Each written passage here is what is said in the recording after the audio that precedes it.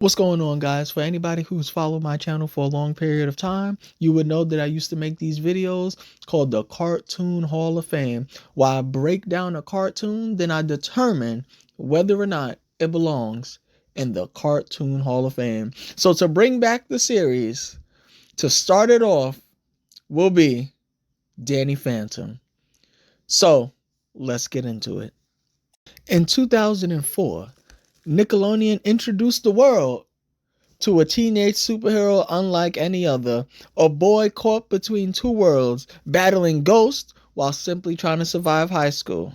Created by Butch Hartman, who also created Tough Pup and the Fairy Odd Parents, Danny Phantom ran for 3 seasons from 2004 to 2007. The show follows Danny Fenton, a 14-year-old who gains ghost powers after an accident in his parents' lab, and with his 2 friends, Sam and Tucker, they help him protect the world from supernatural threats.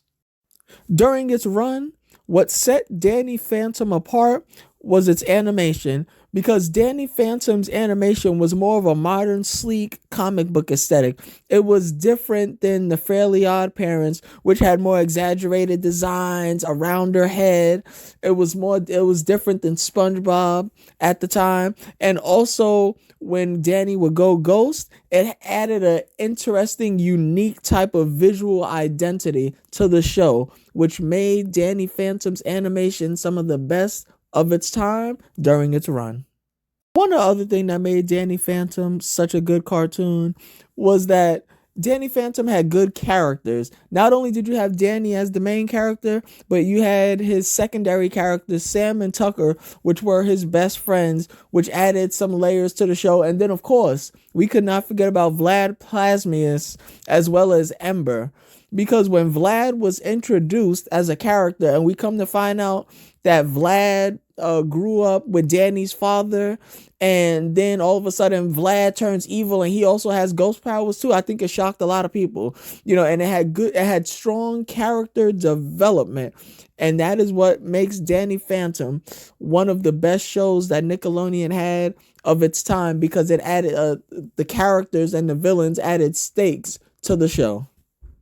One thing I think people forget about Danny Phantom's run on Nickelodeon was the level of competition he had to face. Because if you think about it, the Fairly Odd Parents premiered in 2001. That was an extremely popular show. Jimmy Neutron was in 2002. Then My Life as a Teenage Robot was 2003. Then we have Aang, the Avatar. We know that fan base.